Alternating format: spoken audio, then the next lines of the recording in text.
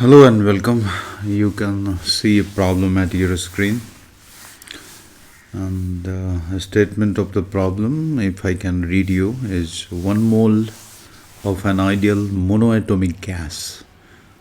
1 mole ideal and monoatomic gas is heated so that its heat capacity, that means its a specific heat capacity, remains constant during the process and equal to 2R. R is the molar gas constant, universal gas constant in our country. How many times does the volume of the gas increase if its absolute temperature gets doubled? This is the problem. And so in this problem, the specific molar heat capacity is C, so that the heat given to the system can be written as Q equals Nc delta T for the rise in temperature by delta T. N is equal to 1 here, and the change in internal energy can be written as delta U equals Ncv delta T, or you can simply write it as N or by gamma minus 1, gamma being the adiabatic exponent, multiplied by delta T. And since here the gas is monoatomic, so gamma can be written as 5/3, and after calculations you would like to write delta U equals, if you put N equals 1, because number of mole here is 1, you will get finally the result as 3/2 R delta T. And so we need to write the first law of thermodynamics, and heat given to the system here is C delta T, plus increase in internal energy is simply 3/2 R delta T, plus work done by the gas. And if we can write C equals 2R, that is given in the problem, we will have the equation like 2R delta T equals 3/2 R delta T plus W. That is the work done. And so work done can be simply calculated as R half R delta T,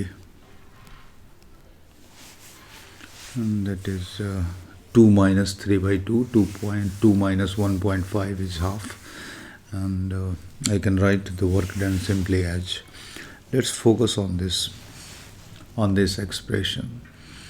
If we can use the gas law for ideal gases, it will be PV equals NR delta T. In our case, N is equal to 1, so we can write PV equals RT. And so you can write R delta T is simply equal to delta PV. If we take PV as a unique variable, so then we can write R delta T as simply as delta PV, and then the work expression for work done becomes simply as delta PV by 2. And now what?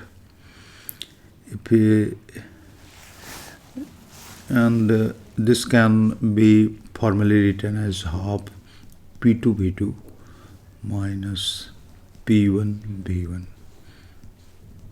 like this. And if you can remember if you remember something but by watching this expression, or you try to learn it, you will know that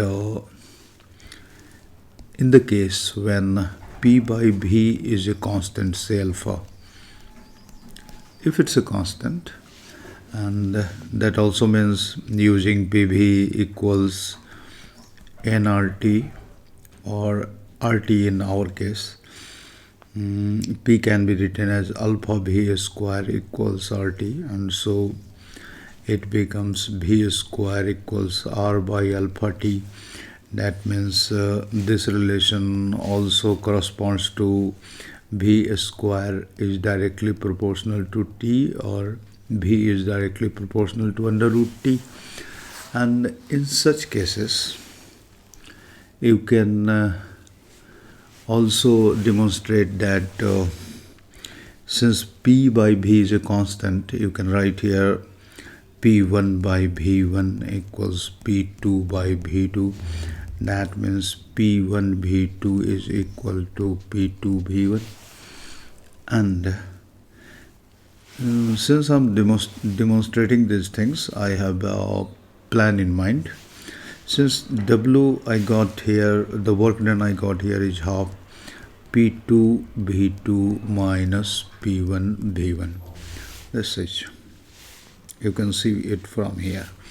So I can write it as well, half P1 plus P2. I have this thing in mind by writing this in this way. P1 plus P2 multiplied by V2 minus V1. And you will say you can write it, but I can under the condition P by V is a constant. As you can see here, it becomes half P1 V2 minus P1 V1 plus P2 V2 minus P2 V1. And under the condition P by V is a constant, we have P1 V1 equal to P1 V2 equal to P2 V1. So P1 V2 is equal to P2 V1. So the things cancelled out, and we finally get simply as half P2 V2 minus P1 V1. And if you are going to use this expression, you can draw a diagram like this process look like to you, like on a PV diagram. The process will look like, though I have already draw it in a figure, but still I'm going to draw it again. And now I would like to draw it like this. A line passing through the origin on which I got 2 points. One is V1 P1 and another one as V2 P2, so that if I can find this area in this diagram, in this PV diagram. The area is same. The area here, the studied area is here, and this can be written not in this manner but in this manner. The area, you can see it like this area can be written as half as sum of parallel sides P1 plus P2 multiplied by V2 minus V1, and this expression is like P is directly proportional to V. That means P by V is a constant, and finally we will get the result like this. And in this case it follows from the gas law that volume is directly proportional to, from here you can write volume is directly proportional to under root T. So in this case T gets doubled. That means volume increases by root 2 times, because T is increased by 2 times. That means volume will get increased by root 2 times, and that will be our answer. That volume